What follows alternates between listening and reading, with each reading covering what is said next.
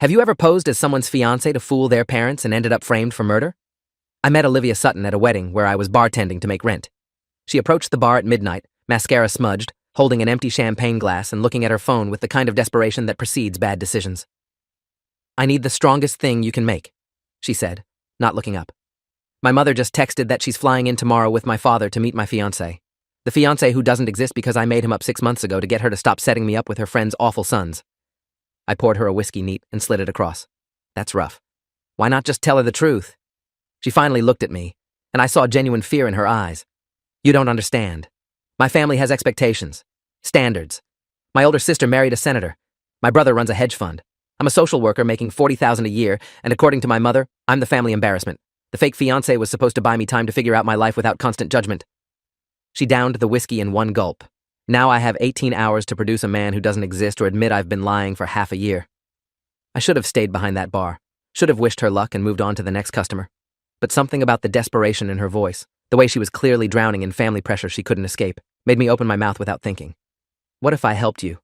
Just for the weekend. I could pretend to be your fiancé, meet your parents, and then you can tell them later it didn't work out." Olivia stared at me. "You're a bartender I just met.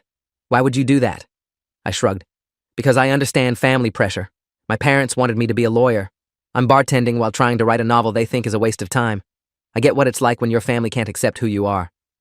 She studied my face for a long moment. "This is insane. I don't even know your name." I extended my hand across the bar. "David Reeves, 29, college educated, currently employed in hospitality and creative writing. I clean up well and I'm a decent actor. Your parents fly in tomorrow?" Olivia shook my hand slowly. "Tomorrow at noon. They're staying at the Meridian Hotel downtown. Dinner tomorrow night at 7 at my apartment. Can you really pull this off?" I gave her my most confident smile, the one I'd perfected for auditions before I gave up acting for writing. "Tell me everything I need to know about us. How we met, how long we've been together, what I do for a living that won't embarrass you in front of your parents." We spent the next hour at that bar while I finished my shift, creating an elaborate fiction. We'd met at a charity fundraiser where I was working as an event coordinator for a nonprofit. We'd been dating for 14 months.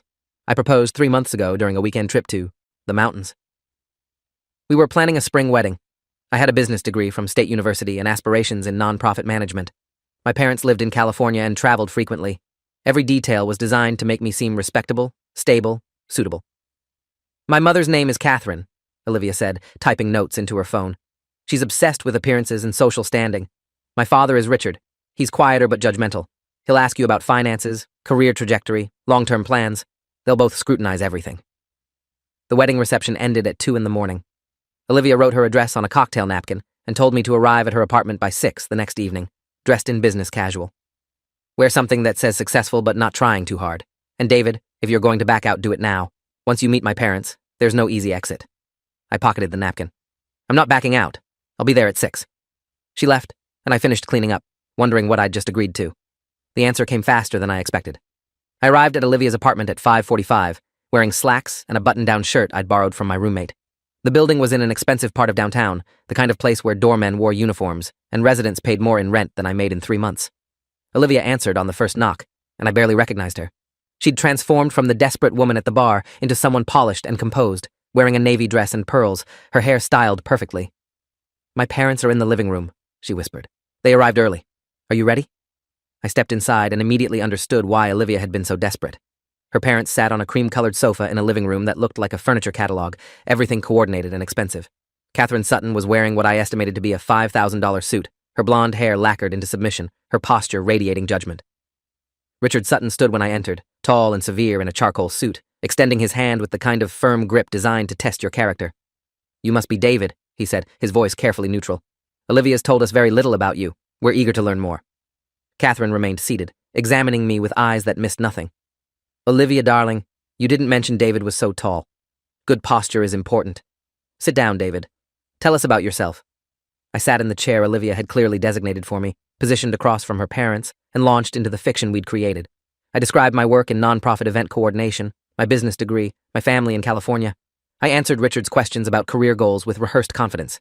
I navigated Catherine's inquiries about my family's background with carefully vague details that suggested respectability without providing specifics.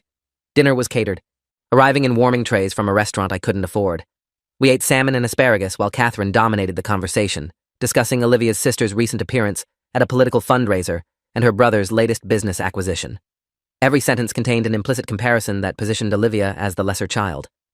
Of course, social work is admirable, Catherine said, her tone suggesting it was anything but. Though we'd hoped Olivia might pursue something more substantial. Law, perhaps, or medicine. But I suppose everyone finds their own path. Olivia's hand tightened on her fork. Social work is substantial, Mother. I help families in crisis. It matters. Catherine smiled, the expression not reaching her eyes. Of course, dear. And now that you're engaged to David, perhaps you'll consider transitioning to something more suitable for a married woman. David, what are your thoughts on Olivia continuing to work in such a demanding field once you're married? The trap was obvious, but unavoidable. I support whatever Olivia wants to do. Her work is important to her, and I respect that. Richard leaned forward. Noble sentiment, but practically speaking, if you're planning to start a family, decisions need to be made about priorities. Have you discussed children, timeline for the wedding, financial arrangements? I glanced at Olivia, who looked like she wanted to disappear into the floor. We're taking things one step at a time. The wedding is planned for spring, and we'll discuss family planning after we're settled. Catherine set down her wine glass with precision. Spring weddings require significant planning. Have you secured a venue, selected a caterer, sent save the dates? Olivia's face went pale. We're still finalizing details. Her mother's expression hardened. Finalizing details. Olivia, you're 32 years old. Your sister was married at 26 with her entire life mapped out. I expected better organization from you. The criticism was sharp enough to draw blood. I watched Olivia shrink under her mother's words and felt anger flare in my chest. Actually, we've been focused on more important things than venue selection, I said, keeping my voice level. Making sure our relationship is solid, our communication is strong, that we're building a foundation that matters more than table arrangements. Catherine's attention shifted to me, her gaze cold. How lovely. And what does your family think of this engagement? Your parents must be thrilled. I'd anticipated this question, but still felt my stomach tighten. They're supportive. They trust my judgment. Richard spoke up. We'd like to meet them. Perhaps we could arrange a dinner with both families before the wedding? Olivia jumped in quickly. David's parents are traveling extensively right now. They're rarely in the country. Her father's eyebrow raised. Extensively? What do they do? I improvised, drawing on the vague backstory Olivia and I had created. My father consults internationally. My mother accompanies him. They're currently in Southeast Asia. Catherine exchanged a look with her husband, the kind of silent communication that comes from decades of marriage. How convenient. And what exactly does your father consult on? The questions were becoming more pointed, more skeptical.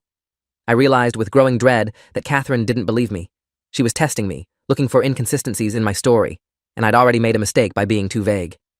Business development, I said, trying to sound confident. He works with companies expanding into new markets. Richard pulled out his phone. Fascinating. What's his firm called? I might know some of his colleagues. I felt sweat forming at my hairline. It's a small consultancy, Reeves International Solutions. I'd made up the name on the spot, gambling that it was generic enough to sound real. Richard was already typing into his phone. Reeves International Solutions. Let me see what comes up. My heart hammered as he scrolled through search results. After an agonizing minute, he set his phone down. Nothing appears under that name. Are you certain that's the company? Olivia intervened, her voice strained. Dad, not every business has a major online presence. David's father focuses on private clients. Catherine stood up, smoothing her skirt. This has been enlightening. Richard, I think we've learned quite enough for tonight. Olivia, we'll speak privately tomorrow morning. David, it was interesting to meet you. The dismissal was clear. I stood, shook Richard's hand again, and watched Olivia walk her parents to the door. The moment they left, she turned to me with panic in her eyes. They don't believe you. My mother's face when you couldn't give details about your father's company. She knows something's wrong. I ran my hands through my hair, adrenaline still coursing through me. I'm sorry. I should have prepared better. We should have made up more specific details. Olivia paced her living room. It's not your fault. This was a stupid plan. I should have just told them the truth from the beginning. She stopped looking at me. Thank you for trying. You can go. I'll figure out how to handle this. I should have left then. Should have walked out of that apartment and forgotten the whole evening. But something made me stay. Maybe it was the genuine fear in Olivia's eyes, or the way her parents had treated her with such casual cruelty, or the fact that I understood what it meant to disappoint your family's expectations. What if we don't give up yet? What if we shore up the story, fill in the gaps, make it bulletproof? Olivia shook her head. My mother will investigate you. She probably already has a private investigator looking into your background. By tomorrow, she'll know you're a bartender, not an event coordinator, and that your entire existence in my life is fake. Then we need to get ahead of it, control the narrative before she does. I pulled out my phone. What if something happened tonight that forces the focus away from my background? Olivia stared at me. What are you talking about? I was thinking out loud, trying to find a way to salvage this. What if there was some kind of emergency? Something that made investigating me seem less important than dealing with an immediate crisis? Before Olivia could respond, her phone rang. She looked at the screen, and her face went white. "It's my mother," she answered on speaker. Catherine's voice filled the apartment, cold and controlled. "Olivia, your father and I need you to come to our hotel immediately. There's been an incident." Olivia gripped her phone. "What kind of incident?" There was a pause. "Your brother Cameron is dead. The police are here. Someone murdered him in his hotel room an hour ago." The phone nearly slipped from Olivia's hand. I caught her as her knees buckled, her entire body going rigid with shock. Catherine's voice continued, mechanical and distant. "The police want to question everyone who had contact with Cameron today. Come now." The call ended. Olivia stood frozen in my arms, not crying, not speaking, barely breathing. "I have to go," she finally whispered. "My brother, Cameron, he can't be dead." I grabbed my jacket. "I'm coming with you." She didn't argue. We took a taxi to the Meridian Hotel, neither of us speaking during the ride. My mind was racing. Olivia's brother murdered on the same night I met her parents. The timing was horrific, suspicious, impossible to ignore. When we arrived, the hotel lobby was full of police officers. A detective intercepted us at the elevator. "Olivia Sutton?" Olivia nodded, still in shock. The detective's expression was professionally sympathetic. "I'm Detective Ramsey. I'm very sorry for your loss. I need to ask you some questions." "And you are?" He looked at me. "David Reeves, Olivia's fiancé." Detective Ramsey wrote something in his notebook. "When did you last see Cameron Sutton?" Olivia's voice came out hoarse. 3 weeks ago, at a family dinner. What happened to him?" Ramsey gestured toward the elevator. "Let's talk upstairs. Your parents are waiting." We rode up in silence. The hallway outside Cameron's hotel room was cordoned off with yellow tape. Police photographers moved in and out. Catherine and Richard stood near the door, Catherine supported by her husband, her perfect composure finally shattered. When she saw Olivia, she pulled away from Richard and grabbed her daughter's arms. "They killed him. Someone stabbed him multiple times. The hotel security footage shows someone entering his room at 9:30 and leaving at 10. The police think it was premeditated." Detective Ramsey cleared his throat. "Mrs. Sutton, let's not speculate. Mrs. Sutton, can you account for your whereabouts between 9 and 10 this evening?" Olivia blinked, processing the question. "I was at my apartment, with David, and my parents. We had dinner." Ramsey looked at me. "Can you confirm that?" I nodded. "We were all together from 7 until about 9:15 when Mr. and Mrs. Sutton left." The detective made more notes. "And after they left?" Olivia answered. "David and I stayed at my apartment. We talked for about 20 minutes, then he was going to leave. We were still there when my mother called." Ramsey studied us both.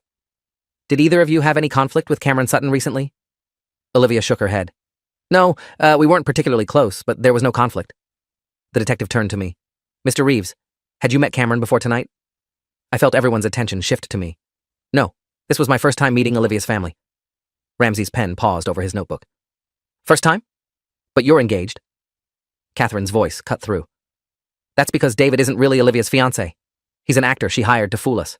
I had him investigated this afternoon when his story didn't add up. His name is David Reeves. He's a bartender and failed writer, and he's been lying about everything since the moment we met him." The accusation hung in the air. I felt my face flush as Ramsey's expression shifted from professional sympathy to suspicion. "Is this true?" Olivia couldn't meet anyone's eyes. "Yes. I'm sorry. I panicked about my mother's expectations, and I made a terrible decision." Ramsey looked at me coldly. "So you had never met the victim before tonight. You lied about your identity and relationship to the family, and you were present in the building around the time of the murder." "I didn't kill anyone," I said, trying to keep my voice steady. "I was with Olivia at her apartment the entire evening." The detective wasn't convinced. "We'll need to verify that. Don't leave town, Mr. Reeves." He turned to Olivia. "You either." Over the next 3 days, Cameron's murder consumed everything. The media picked up the story because of the family's prominence. Richard Sutton's hedge fund connections meant business networks paid attention. Cameron's own reputation as a financial prodigy made his death newsworthy. And the detail that Olivia's fake fiancé had been present the night of the murder added a salacious angle that reporters loved. I was questioned twice more by Detective Ramsey, each interview longer and more aggressive than the last. My alibi was weak. Olivia and I claimed we were together, but we'd only known each other for 24 hours before Cameron died. There was no documentation, no witnesses, nothing to prove we'd been at her apartment during the murder. The hotel security footage showed a figure entering Cameron's room at 9:30, wearing a dark jacket and jeans. The person's face wasn't visible, but the build was similar to mine. The murder weapon was never found. On the 4th day after Cameron's death, Detective Ramsey called me to the police station for what he called a formal statement. My roommate Jason drove me, worried about the, increasingly serious tone of the investigation. "You need a lawyer," Jason said in the parking lot. "They're building a case against you." I knew he was right. but lawyers cost money I didn't have. I walked into the station alone and was led to an interrogation room. Ramsey sat across from me with a folder full of documents. "Mr. Reeves, we've been investigating Cameron Sutton's murder thoroughly. Some interesting facts have emerged." He opened the folder. "Cameron's phone records show he received a call from a number registered to you at 8:45 on the night he died. Care to explain that?" My mind went blank. "That's impossible. I never called him. I didn't have his number." Ramsey pushed a phone log across the table. There was my number, clear as day, calling Cameron's phone at 8:45. The call lasted 3 minutes. I didn't make that call. Someone must have cloned my number or used a spoofing app. The detective's expression said he'd heard it all before. "We also pulled your financial records. You're $32,000 in debt, behind on student loans, working a minimum wage job, barely making rent. Cameron Sutton was worth approximately $8 million. I felt the walls closing in. You think I killed him for money? I didn't even know him. I had no way of benefiting from his death." Ramsey leaned back. "Unless Olivia Sutton put you up to it, unless the fake engagement was a setup to get you close to the family, establish your presence, create an opportunity, maybe she promised you a cut of the inheritance." The accusation was so absurd I almost laughed. "That's insane. Olivia loved her brother. She's destroyed by his death." Ramsey pulled out another document. "Olivia Sutton is the primary beneficiary of Cameron's life insurance policy. $2 million. The policy was updated 6 months ago, right around the time she claims to have gotten engaged to her fictional fiancé." My blood went cold. She never mentioned that. I had no idea. The detective stood up. "David Reeves, I'm placing you under arrest for the murder of Cameron Sutton. You have the right to remain silent." The arrest made headlines. Failed writer arrested in hedge fund heir murder. Social worker's fake fiancé charged with killing her brother. The stories painted me as a desperate grifter who'd infiltrated a wealthy family to commit murder. I was held in county jail, unable to afford bail set at $500,000. Jason tried to help, setting up a crowdfunding page that raised $3,000 before being shut down due to negative publicity. I was assigned a public defender named Margaret Strauss, a woman in her 50s who looked permanently exhausted. "The evidence against you is substantial," she said during our first meeting in a jail conference room. "The phone call from your number, your presence in the hotel, your lack of legitimate alibi, the financial motive. The prosecution is going to argue you and Olivia conspired to kill her brother for insurance money." I gripped the edge of the table. "I didn't kill anyone. I don't know how my number was used to call Cameron. I was never in that hotel room." Margaret reviewed her notes. "The problem is proving that. Olivia's confirmed you were with her at the apartment, but her testimony is compromised because she's also under suspicion. She's being called a co-conspirator." "Have they arrested her too?" I asked. "Not yet, but the police are watching her closely. If they can flip her testimony against you, make her say this was your idea, she might avoid charges." I felt sick. "She wouldn't do that. She knows I'm innocent." Margaret's expression was skeptical. "People do a lot of things when they're facing murder charges.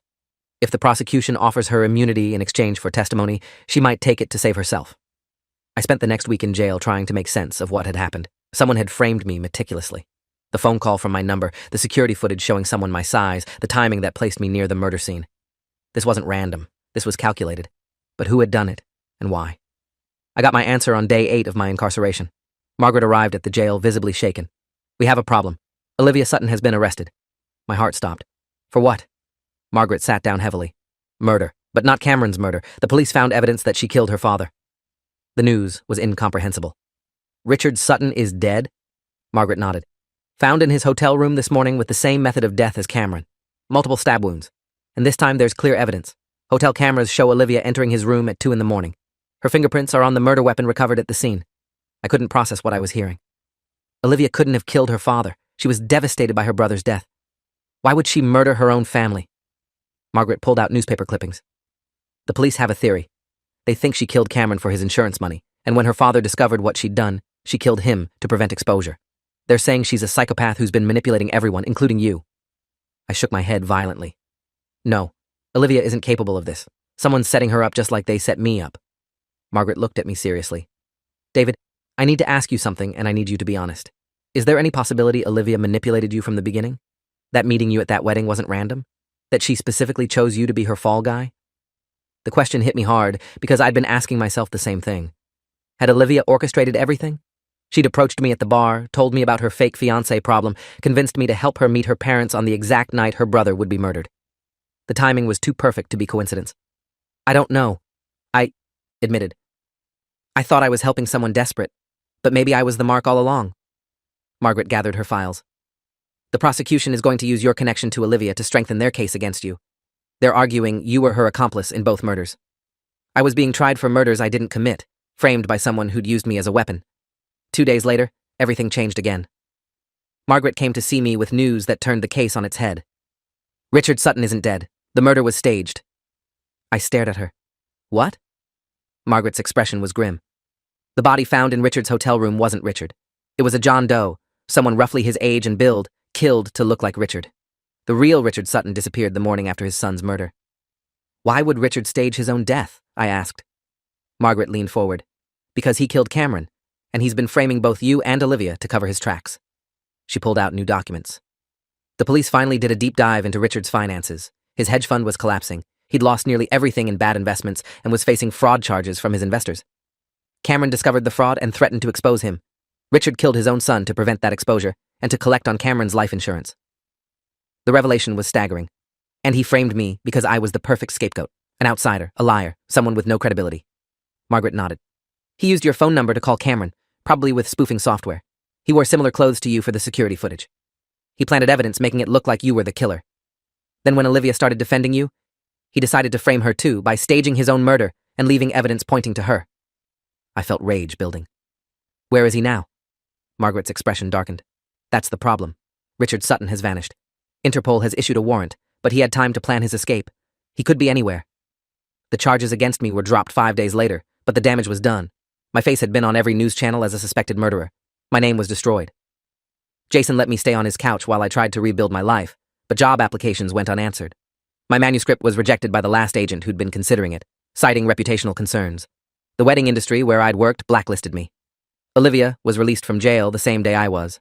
The charges against her had been dropped when Richard's fraud came to light. We met at a coffee shop 3 weeks after everything fell apart.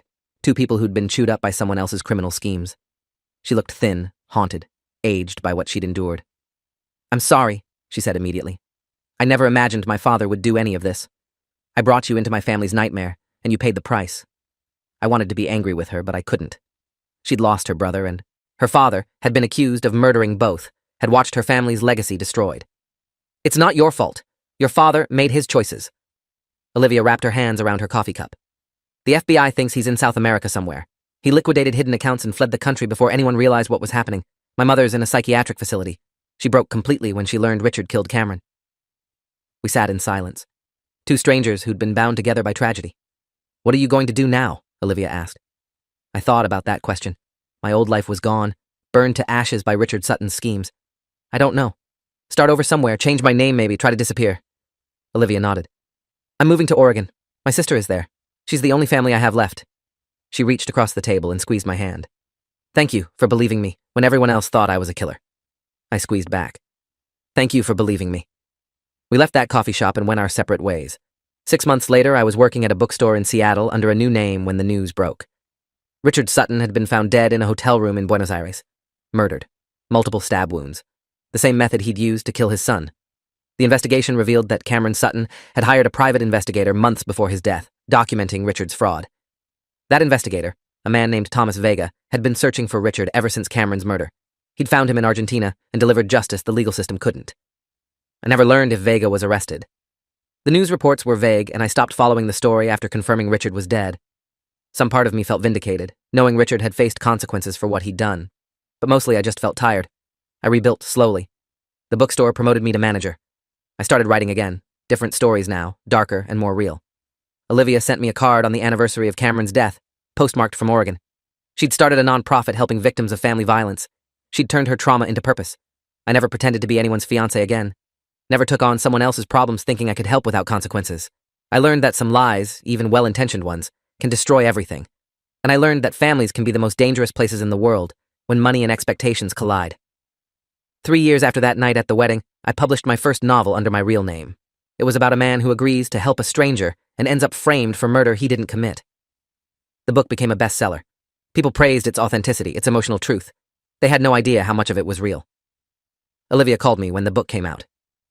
You told our story, she said. I changed the names and enough details to protect us. But yes, the core is real. I needed to write it to process what happened. She was quiet for a moment. Thank you for making it matter, for turning our nightmare into something that might help other people understand how easily lives can be destroyed. We talked for an hour, catching up, sharing how we'd rebuilt. Then we said goodbye, knowing we probably wouldn't speak again.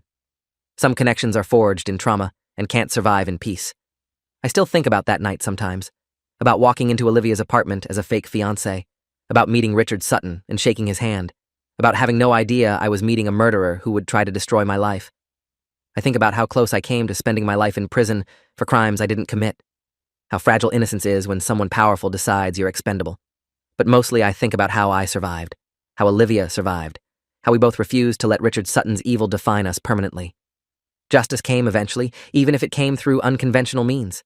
And we both found ways to live with what we'd endured. That's not the ending I would have written if this were just fiction. But it's the ending I got, and I've learned to accept it. Sometimes survival is the only victory that matters. Thanks for watching till the end. Make sure to subscribe and like to not miss the next story.